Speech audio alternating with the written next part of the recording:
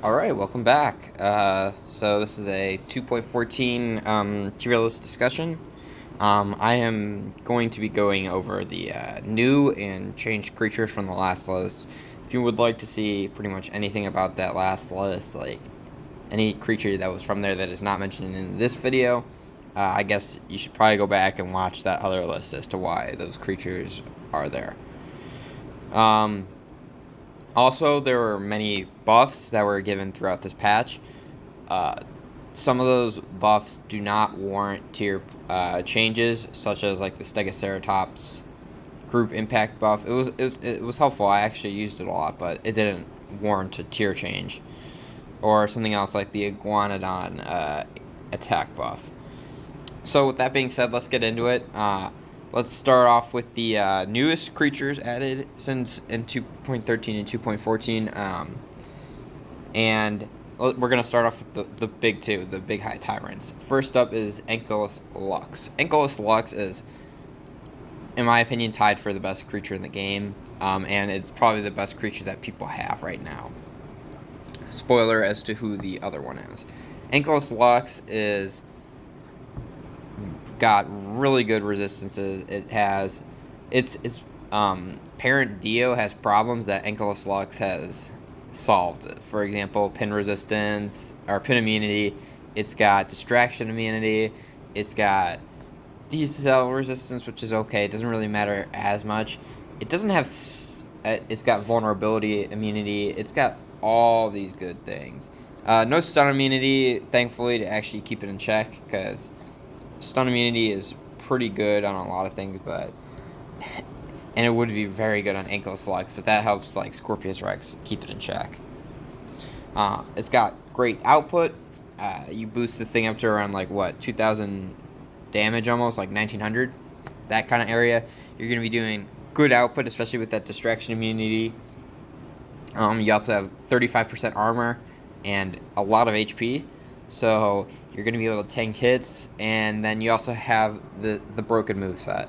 Superior vulnerability, that's a good basic move to have in general. Hostile glow, good attack, because you also apply vulnerability before you attack, so it's kind of like old superior vulnerability, and being an impact too. You also get a shield. And then the alert instant shielded strike, that's a very powerful move, because when you're threatened, you get invincibility to almost cycle around until you can leave. And you also have resilient shielded rampage and run, which is like insane, because it's just a rampage and run. It's the same delay as rampage and run, but it's got an extra cooldown. However, that cooldown really doesn't matter as much. You got the raking counterattack, so dodgers are basically useless against this thing. Alert shielded stun, so you swap in, you at like full HP you get 100% chance to stun and like a short defense kind of shield. But then like when you're at 1,000 HP, you could swap in, get full invincibility, and basically with that alert instant shielded strike, take something like a Skunosaurus from 9,000, 8,000 area to 0. This thing is insane. This thing is the reason why so many creatures are falling out of the meta, because everything that a creature could really want, it has. And this is like probably one of the meta defining creatures. So next on the list is the other big creature that was buffed. That was introduced. That is going to change the meta when it comes into the fray, and that is Imperatosuchus. Imperatosuchus is another very powerful apex.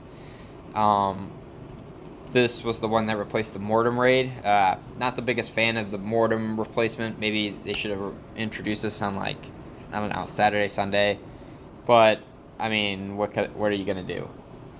Unlike Ankylos, this thing does have stun immunity as well as D-cell immunity. It's got bleed resistance, vulnerability immunity like Ankylos, as well as some pin resistance, not pin immunity, thankfully. It's got good HP, 25% armor, a 15% crit chance, good speed. Well, actually, no, not good. It's fast enough. Like 112 is fine, unboosted, and it's got better damage. Now, the moveset is pretty good. You have Fierce Decelerating Strike, which, as its name implies, reduces speed for 2 turns, however, which is a lot better than, like, Superiority Strike. And then you also have a Fierce Strike on top of that. You have Death Roll.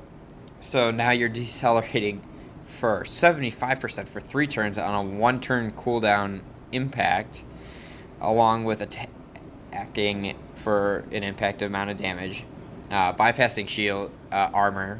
You don't break shields though, however.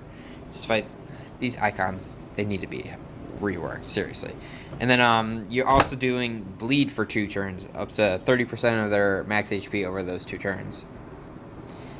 And then next up you got Bask, which is one of the best priority moves. One of the best moves that don't do damage, if not probably the best move that doesn't do damage.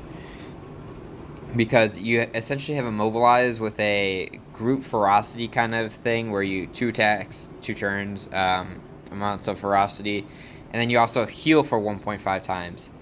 So this thing is a crazy move right here, and this is one of the reasons why this thing is so scary. You also have Vulnerability Rampage, which is like Vulnerability Impact except in Rampage form. Pretty good move. It's probably one of the weaker points in this kit, but it's definitely a solid move nonetheless. And then you also got a 0.5 Shattering Counterattack, and you also have the No Escape Strike. So not only do you get to pin creatures with this thing, but you could also increase your damage, and you attack for ×1. Unfortunately, you do not get to bypass shields or armor, but honestly, that attack boost is still something to respect, and you could use this thing to swap in. So overall, very powerful Apex. Definitely going to make an impact on the meta when it arrives. Actually, that like 75% is going to make a big difference in a lot of matchups. So those are like the 2 high Tyrants. Those are the big ones. Now there are 2 new low Tyrants. Those are Ardontognathus, and the other one is also a flock, spoiler alert. But Ardontognathus is probably the weaker of the 2.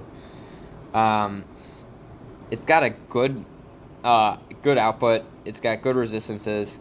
123 speed is at base is okay, but like it's a flock, so you're gonna be mostly focusing on damage and speed. However, the crit chance is pretty good at 25%, especially because it's got a minimal critical counter, so that can change drastically. And then you also have like things like 75% distraction resist, stun resist. You also have pin resist, 50% vulnerability resist. Obviously the classic rend resist. You have crit reduction immunity. All those good things. However, the moveset is okay. This is probably its weakest point, because turn 1 you only have Fierce Strike, or you have the new Decelerating Side Flap, so it's like critical sidestep, except instead of buffing your crit chance, you slow them down. Definite Alert Frenzy is a good move, because if you're secure, you have essentially an armor-piercing turn to Devastation at your hands that increases your speed. But when threatened, it's just like an armor-piercing rampage that rally heals, and is a better Alert the Flock in the end. Then you also have the classic Defense Shattering Rampage, kind of like Ardont. But the problem is that Definite Alert Frenzy and Defense Shattering Rampage have a delay of 1, so you're either stuck between Decelerating Side Flap or Fierce Strike, which is kind of a problem. Things could easily just take advantage of that weakness and use it against Ardontognathus. Luckily, you do have other good moves like Alert the Flock, very, very good swap-in for any flock to have. Probably like the best swap-in for any flock to have almost. And then you have Accelerated Invincibility on Escape. So, kind of like you get the shield on Escape, kind of like Ankylos Lux, as well as you also increase your speed by, 30%? Very powerful on Escape. However, it can actually be taken advantage of, especially if like they attack For example, if you attack with Ardontognathus and, like, for example, I swap in Androtops, they attack, but then the shield will go away and a counter can come in and kill it. So that's the issue mostly with Ardontognathus. So next up is Ankylodactylus. Ankylodactylus is probably the better of the two new flocks because it just has a lot more going for it. First up, it's got it starts off faster. It has a bit of armor too. It's got less crit chance and it's got less damage to start. However, when it comes to the resistances, this is where it probably lucked out more because it's got distraction immunity, 75% D-cell resistance, stun immunity, and a bit of vulnerability resistance, 50%. So the moveset, you have side flap as your basic move, which is not amazing, but it's not bad either. Good, just priority move. However, the moveset, the other three moves are where it definitely shines over Ardontognathus because you have first up shielded evasive strike, so you get to dodge 1 turn 2 attacks while also putting up a shield. Oh wait, no, you dodge. The shield is 1 turn 2 attacks. The dodge is 2 turns 4 attacks, so that's even better. And then you also attack ×1. Then you got evasive cunning impact, which is a priority move impact that has a cooldown of 1. So this is honestly better probably than instant cunning rampage, which is the move 4X has. So you cleanse damage over time. Then you attack for an impact. You essentially apply cunning effects. And then you also get to dodge for 1 turn 2 attacks. So this is a very powerful move. And because of the cooldown of 1, you could just spam this like over and over and over again. And then it's also got a good output move in Superiority Rampage to deal with those faster creatures. So everyone knows what that is. It's the same move Ankylodactylus has. You also have Swap and Shield, so works like Brown Ethereum. And then you have Low Tide, which is like cautious on escape, but better because you have a 100% chance to dodge. And then it's also got it's also a flock. So while may not have a basic move, it has these 3 moves to help like it can cycle between whatever 3 moves it wants. And the reason why this is probably like the best flock in the game is because it's got options. If you come up against something like Spinosaurus, you can use Shielded Evasive Strike and Superiority Rampage to like tank it and deal damage. If you come up against something like Mortem Rex, you could use Evasive Cunning Impact and you could use Superiority Rampage to finish it off. If you come up against something like, I don't know, 4X, you could use Superiority Rampage to like slow it down and then use Evasive Cunning Impact to finish it off. This thing has so much going for it. You basically have all your bases covered. You have the Resilient class covered with Shielded Evasive Strike. You have the Fierce class covered with Evasive Cunning Impact. And you have the Cunning class covered with Superiority Rampage. It just probably does better overall than Ardontognathus. And it's definitely a creature to look out for in Legendary events, as it's probably either the best or second best Legendary in the game overall. Next up, we have Albertospinos in High Elite. Now, this thing was on a knife's edge. It could either fall in Tyrant or High Elite. Honestly, if you think it's Tyrant, then we didn't really see anything wrong with that. Like, we feel that it could be either or. That's like how good it is in comparison to the other High Elites. While something like Trichosaurus is definitely not Tyrant, Albertosaurus can be Tyrant for a few reasons. First up, it's got pretty good stats across the board, and as well as some good resistances: pin immunity, slow immunity, crit reduction immunity, 75% bleed and vulnerability resistance, pretty good. No stun resistance, that could be a bit dangerous, but there are creatures that manage to get by without stun immunity or resistance. Then for the moveset, you got like Defense Shattering Wound. Very powerful basic move. 20% of max HP for 3 turns, as well as attacking ×1. Very dangerous. Merciless Alert was the new fancy move it got. So you basically deal an impact while secure and deal 15% of HP for 3 turns. or while threatened, you get to deal 1 times damage, but you're doing damage over time for 30% for 3 turns, and you're also swapping. So it's kind of like a cleansing swoop that attacks when threatened, as well as bypassing armor too. Killer Instinct, everyone knows this move on Albert. Everyone's probably played Albert at least once. And then Fierce Rampage, standard move set, kind of. You also have the minimal critical counter, kind of like Ardontognathus, that boosts the crit chance for 5% for 3 attacks. And then you also have the Swap and Shattering Wound and No Escape. So, overall, this is a very good unique. And one of the reasons why it was considered almost high Tyrant is because it could just swap it on so much and just take it down with it. We felt that because it doesn't like really off, because many times it'll go down with the ship. Essentially, it felt more like high elite because it would also go down with it. But there are many scenarios where it could swap in, kill something, and then still live. But it's either in revenge kill range or it's just dead outright. Very good unique though, however. Definitely not to be underestimated, and watch out for this thing because it's a very powerful creature. It could swap it on the bear and win. It could, if Ankylos Lux is pinned, it could swap it on that and kind of like just screw it over. It could do a lot, and it can definitely do well in like the shores. So up next is a creature that was probably a little overhyped at first, but is still not to be trifled with, is Troodoboa. Troodoboa is essentially a Majungaboa on steroids. You got a similar moveset. You got the Shielded Alert Strike, which is kind of like Shielded Decel Strike, but except when you're threatened, you get priority. And you also have a Ferocious Strike that cleanses. You have Precise Distracting Impact, which is kind of like a Cunning Impact, but it doesn't remove ferocity or crit chance, and it's precise. And then you have Group Cunning Rampage, which, as the name implies, is Group Cunning Rampage. You got the Raking Counterattack, and then you also got like essentially On Escape Dust Cloud that cleanses. So overall, a better Majungaboa for sure.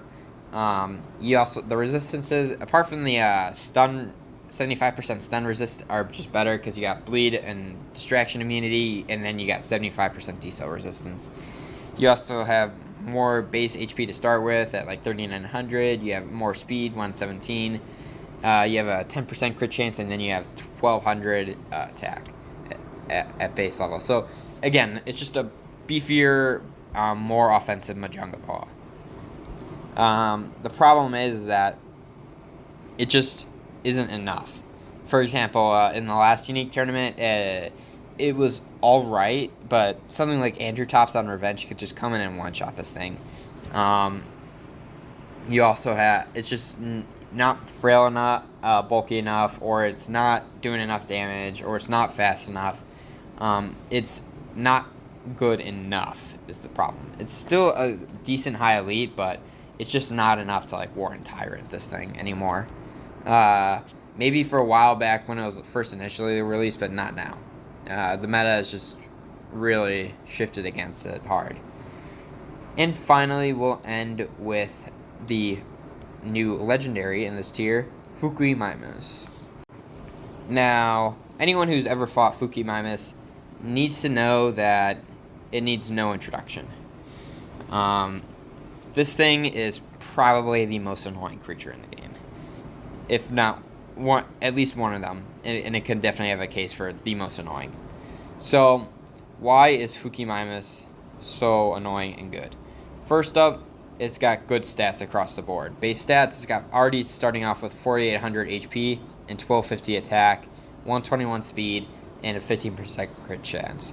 So, it's already got incredibly good base stats for any creature. It's also got crit reduction immunity, distraction immunity, 50% decel and stun resist, and then 75% pin resist.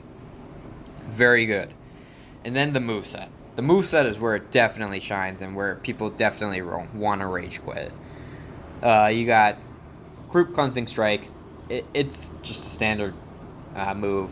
Then you also have the same group cunning rampage that Troodoboa has, which by the way has a delay of 2, which is another issue with Troodoboa, as well as Fukuimimus. However, unlike Troodoboa, Fukuimimus can usually live to see the group cunning rampage because you have 2 healing moves that go along with it. Not only that, but these 2 healing moves are, well, not as good as like raid healing moves like the ones that Paracanthos has. This thing in PvP's raid healing moves are just better than the ones Paracanthos has. Let's start off with Shelter. Shelter is a times 2 heal move that has no priority. However, you also increase your speed by 30%. So now you're pretty much faster than everything that's on the field except for maybe like the Sloths or Turamulk or Ceramagnus, those kind of things. And then you also have Remedy. So Remedy is a 1.5 times heal that, again, cleanses all negative effects like Shelter. And then you also have a 100% chance to dodge as well. So all this is like a very annoying stalling moveset. But to make matters worse, you also have the Persistent Counter, which increases damage by 10% for 2 turns, 2 attacks. Which means that now you're doing even more healing. So you could go from healing 2,500 at base to almost, 3,000. Wait, no, not 3,000. It's around... Wait, no, yeah, it is 3,000 if you get hit 2 times for the counterattack. So... this thing is going to destroy flocks. This thing is going to destroy fears. This thing is going to wall things as well.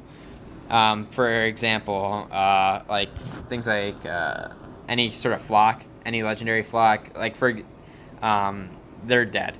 Like Ankylodactylus, I mentioned, is probably like the best legendary like in an overall meta, but like in a legendary meta where things that can wall this thing are hard to come by, only being like Ankylomoloch or Mammotherium. Fukuimimus is just gonna wreck house and just gonna run through everything. In the last legendary tournament, actually, legendary epic one, there were about probably like 2 counters, I think, being like Mammotherium and Diplodocus. And actually, when we first fought this thing, I brought this in with Swap and Distraction too, because like it could swap in for free now as well, just to make things worse. So you can swap in for free, get hit, and then get a persistent counter off, which is just perfect. And then I did some friendlies with my alliance, and this thing absolutely destroyed all their teams because it was brand new.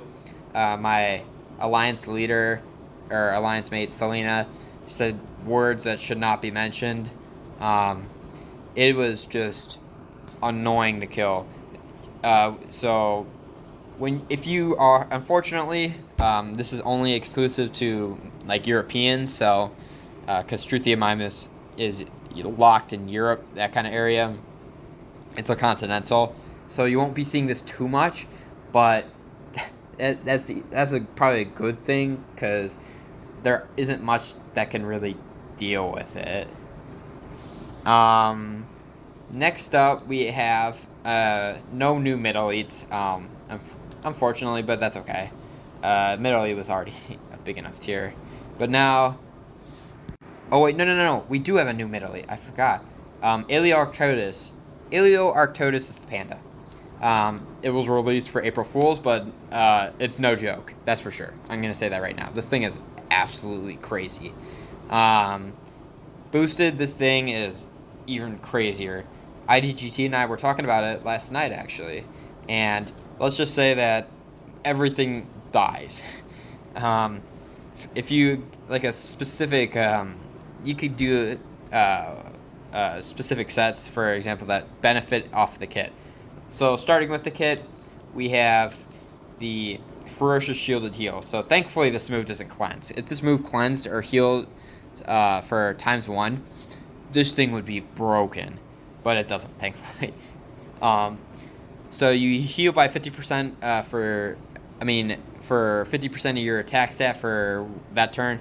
Then you also increase damage 50% 2 turns to attack, and then you shield for 1 turn to attack. So it's got no strike, but this is a very good basic move. Next up, you got Alert Decelerating Impact. Same thing as Arctotus. When you're threatened, you can stun, but when you're secure, You reduce speed and pose vulnerability by 50%. And then when you're threatened, you also have that chance to stun. And then it's also got Fierce Rampage, standard Fierce Rampage. And then you also have Swap and Heal, and then Counter Power Heal. So what makes this thing so broke? Oh, and then on top of that, my bad, you also have 75% decel and vulnerability resistance. No stun immunity or resistance. That's going to be one of its biggest weaknesses, especially with something like Woolly Rhino running around, because it's also sitting at like 106 speed. It's also got 10% armor. That's good. 5% crit chance, thankfully. And then you also have 1350 base attack and 3900 HP. So what makes this thing so good? Well, it's just the combination of ferocity, that high damage, the shield, and it's like counter power heal, and it's just healing ability. So let's start off with Phlox. Apart from Ardontognathus, no Phlox can kill it. It won't lose. Except against like a few, obviously, like Compy Gen 2, I think it kills, and I think, Sinosauropteryx. But like against Compsognathus Gen 1, Ankylodactylus, those kinds of creatures, they cannot win, but Ailurarctos cannot win either. So it's just a stalemate. That's a stalemate. But then you also have like all the other epics in its environment, and then non-hybrid format, it only has 3 guaranteed counters, being Baryonyx, Secundanosaurus, and Adaphosaurus. So that's already really good. And then epic hybrids, they don't help all that much because you have stuff like Thylacotator can take it down. None of the Andrews can. No Andrew, except for maybe the only Andrew that can take it down is like Androtops. Other epics, I think Indom Gen 2 can actually maybe deal with it because it can't slow it down. But this thing is a very, very powerful epic. You could 50-50 Diplodocus. It's one of the few creatures that can actually take on Diplodocus and win. Then you also go into like legendary areas. So then you're also able to now one-shot Mammotherium by going. This is what it does. So same thing with like stuff like Pelta or whatnot. You get hit, you shield, you get the ferocity, and then you rampage. That's like 4,000 damage right there. So stuff like Mammotherium dies. Tovinator, Anarch Tovinator is a 50-50, depending on what they do. And then boosted, you're gonna start to one-shot Testacornibus. You're gonna start to one-shot. If Troodoboa plays, no, I think Troodoboa could definitely live a hit and stuff. Albertospinos is gonna go down. Arctovacillus is gonna go down. Imperatosuchus could stall it out with immobilized, essentially Basque. But these guys are boosted. Ref can take it down. Morty can take it down. Para, I think, might end in a stalemate. Paracanthops. Schoonosaurus can almost get one tapped. That's crazy. It's just this thing is like no joke at all. It was released for April Fools, but it is not something to be underestimated. That is for sure. So, moving on to now low elite, we got Anurognathus. Anurognathus is a good epic. It's probably not as good as the compies, honestly, but it's still something that's very good and not to be trifled with. So you got Cunning Strike and Limited Evasive Strike. Limited Evasive Strike is a new move. So it's basically like Evasive Strike, except it dodges for 2 turns, 4 attacks instead of just 1 attack. And then it's just a basic attack, cooldown on 1.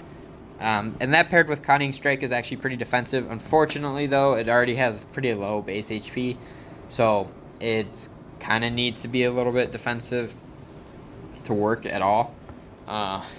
You're also incredibly fast with this thing. You have 10% crit chance and lower base damage than the compies, and also the resistances aren't as good. You got the classic Ren resist as well as swap prevention immunity, and that's it. But then Alert Frenzy is where it shines, because unlike Definite Alert Frenzy, which is like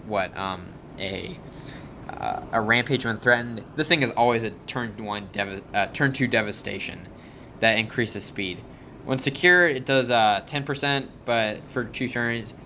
But when it's threatened, it does 30% increased speed. So this is and it rally heals too. So this is a very powerful move. And it's also got it may have a cooldown of 2, but still, turn 2 devastation is not to be underestimated. You also have alert the flock. You're swapping, you have the minimal critical counter again, and then on escape you have a critical chance buff, as well as a speed buff to 20% for 1 turn.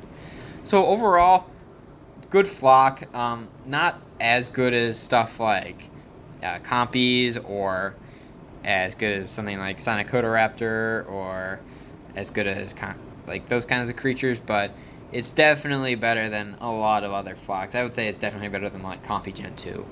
And especially because like Alert Frenzy as well as Definite Alert Frenzy is like 2 impacts instead of just 1 big attack. So something like Evasive Strike, when it says dodges for 1 turn 1 attack, well, you're going to dodge the first impact, but then the second impact is going to hit. So overall, just a much better like devastation than it sacrifices like that 1 turn like full crit chance, because those 2 different attacks also have different crit chances. But overall, I would say that trade is definitely better to stall like a 1 turn 1 attack kind of move. So next up, we have 2 new low alphas. Let's start off with, and they're both rares. So let's start off with the older one, Fukuisaurus. Fukuisaurus is, again, probably the best non-hybrid hadrosaur, kind of like a Fukuimimus, being the best, like, kind of regular hadrosaur overall. So it's got a similar moveset, Group Cleansing Strike and Shelter, just like Fukuimimus. It's got less HP and less attack and less speed, for some reason. I don't know. And then you also have Crit Reduction Immunity, Distraction Resistance, which doesn't matter at all. And then you also have Decel Immunity as well on this thing. You look pretty good. And then, like Fukuimimus, you have the Persistent Counter as well. So you're doing 10% for 2 turns, 2 attacks. But unlike Fukuimimus, it has a turn 1 option and Group Resilient Impact. Again, this thing also kills flocks. It did pretty well in the 4 common, 4 rare skill tournament, I heard. It did alright, because it could just kill the flocks, because you had Compy Gen 2, you had Archaeopteryx, you had Preondactylus, and then you had Saluvorosaurus. That's what, like 4 flocks right there. And this thing can easily deal with these flocks with Group Resilient Impact, because all the non-hybrid flocks are just cunnings. So definitely it could either be beta or low alpha kind of area, Fukuisaurus. I personally thought it was beta, but honestly low alpha I am not against. And it's definitely a rare to consider on a team for sure. Then next up, we're going to go to the newest and fastest creature in the game, Preondactylus. Now, Preondactylus is also really frail like Anurognathus, but it's got more attack, it's got 2 more speed at 133 base speed, which is fastest thing in the game. And then you also have slow immunity as well as pin resistance and the classic Ren resist. But the problem with Preondactylus is, like, Ankylodactylus has side flap as a basic attack, but it's also got 3 moves, each with a cooldown of 1, so it can always pick and choose between those moves. Unfortunately, Preondactylus does not have that, because it's got Evasive Impact and Instant Cunning Strike, which kind of works like Instant Cunning, Evasive Cunning Impact, except it's just a strike and not an impact. And Evasive Impact, everyone knows, because it's on Archaeopteryx, but Evasive Cunning Impact and Instant Cunning Strike do not both have a cooldown of 1, so it can't cycle between them. So eventually it's going to have the Dakota Raptor problem of turn 4. And unlike Dakota Raptor, which rarely lives to see turn 4, Preondactylus usually does live to see turn 4. It's a good cunning, that's for sure, though. Can easily like destroy Albertosaurus. It can destroy Perlith, Compy Gen 2. Very good rare. I used it in the 4 rare 4 common tournament for a bit. It was pretty good. It wasn't as good as like Compy Gen 2, but it did all right. You also got the stuck landing on the swap, so you got like a swap and dodge. And then you also have low tide, kind of like Ankylodactylus on escape, which is like the better cautious on escape. Overall, good rare. Definitely one of the better low alphas out there. That's for sure. I would say it could honestly, I can even see it in high alpha. Like, it just shuts down fear so hard because evasive instant cunning strike is again a really defensive tool. Despite the fact that you only have like 2250 base HP, like an Albertosaurus impact is probably not going to take out a flock member when you go for instant cunning strike. Just a really, really solid rare. All right. Thank you for listening. That was a bit of a long one, but those are the new creatures where they should go. I'm pretty happy with where they all fell. I think that's kind of where they should fall. Again, Albertospinos, it could be either way, kind of fall between low Tyrant or high elite kind of area. Something like Troodoboa, solidly high elite, Fukuimimus high elite, Ankylos Lux, and Imperatosuchus high Tyrant easily. So thank you for listening, and I will see you next time.